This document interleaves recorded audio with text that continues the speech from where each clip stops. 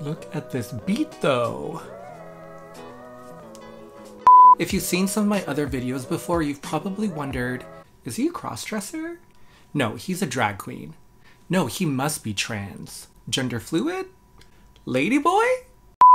Hey everyone, it's me, Ramon Rice Cake, and welcome to my channel. Today I'll be talking about the similarities and differences of what it means to be a crossdresser versus drag queen versus gender fluid versus someone who's trans. Now there's a lot of debate within the LGBT community about whether or not there's too many letters, too many identities within our rainbow family now. And yes, there seems to be more and more creeping in. Do I think it's necessary though? Hell yes. This video could be very long if I go through each and every one, so I'm just gonna stick to a few. And just to be crystal clear, I respect all identities and all expressions. The way that I see it is if someone like Donald Trump can live freely, then there's space for everyone in this stupid world. So trans, crossdresser, drag queen, gender fluid. Let's get into it. Now, just with these four identities alone, there could be a lot of confusion and a lot of intertwining going on. Right off the bat, trans feels like a separate category for me because it's literally a human going from point A, transitioning to point B. They're transitioning from one state to the other, usually undergoing medical examination, they have to take hormones, and sometimes physically change their bodies as well. Whereas in some of the other identities, like being a crossdresser or drag queen, they remain in one state. But like I said, there could be a lot of intertwining. There are cases like drag queen villain and fan fave, Gia Gunn. Absolutely. Gia Gunn was born male, became a drag queen, and through the art of drag, realized that she's actually a trans woman. And that's amazing for her. I applaud her. I applaud anyone who can proudly express their authentic self. Now, I'm gonna save talking about trans issues and the trans movement for another video because that could be a long one. Now, the definition of a crossdresser is a non-transgender person who dresses in clothing typically worn by members of a different sex. So for example, a man wearing women's clothes. With this definition, I could technically be considered a crossdresser. A drag queen is defined as a man who dresses up in women's clothes, typically for the purposes of entertainment. So the main difference here is that a drag queen is a performer. Drag is an art form. It's beautiful, fun, artistic. Drag queens dance, sing, lip sing, flip, dip, do the splits, and generally entertain.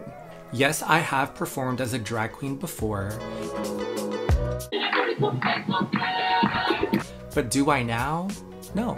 With certain makeup looks that I do, sure, people can say that it's very draggy or it's very drag-like, and that's great if they think that. But for the most part, I'm not a performer. I would be more of an artist.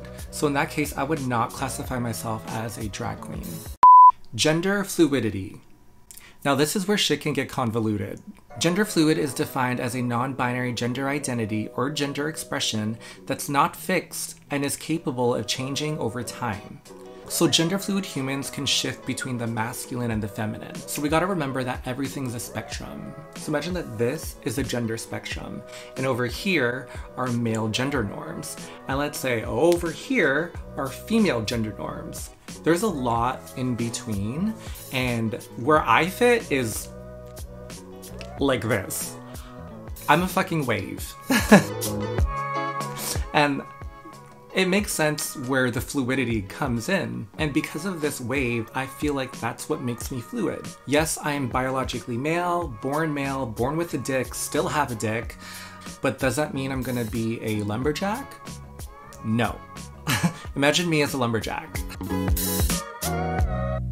Truthfully speaking, I've always felt that I've had a female brain. At first, I just pegged it as, oh, I'm a gay boy because I relate to girls because they like boys and I like boys. But as I grew up, I learned that it's more than that. It's more complex. It's more than just a sexual attraction. For me, it was when I started meeting other LGBT folks, specifically gay men, where I realized how different I am from them. there was a difference of mentality, lifestyle, and gender expression. For example, these other gay guys don't want to wear makeup. They don't want to dress in women's clothing. They would hate to go out in public looking like that. They don't want to be female presenting. Because of all those things, that separates me from them.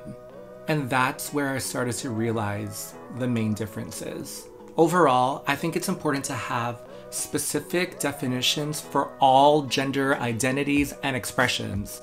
100, period. Because let's be real, it's never just been male or female, gay or straight, black or white. This world is not like that. This life is way more complicated and complex than that. Come on. There's so much in between, and I'm just glad that finally, this culture that we're in is slowly starting to acknowledge and accept that. You know what I think would be really fun is if anyone who watches this video comments down below what their gender identity is. And it'll be cool to scroll down to see all the different kinds of identities there are, because there's so many now, and I think it's so wonderful to see that. If you've made it this far, thank you guys so much for watching. Whew, that was a lot. I know that may have been a lot, but I think it was very important for me to say, especially with some people DMing me or commenting and questioning my identity, and I just wanted to be clear where I stood. If you've made it this far, please help your girl out. Hit the like and subscribe button. Thank you guys again, and I hope to see you on the next video. Bye!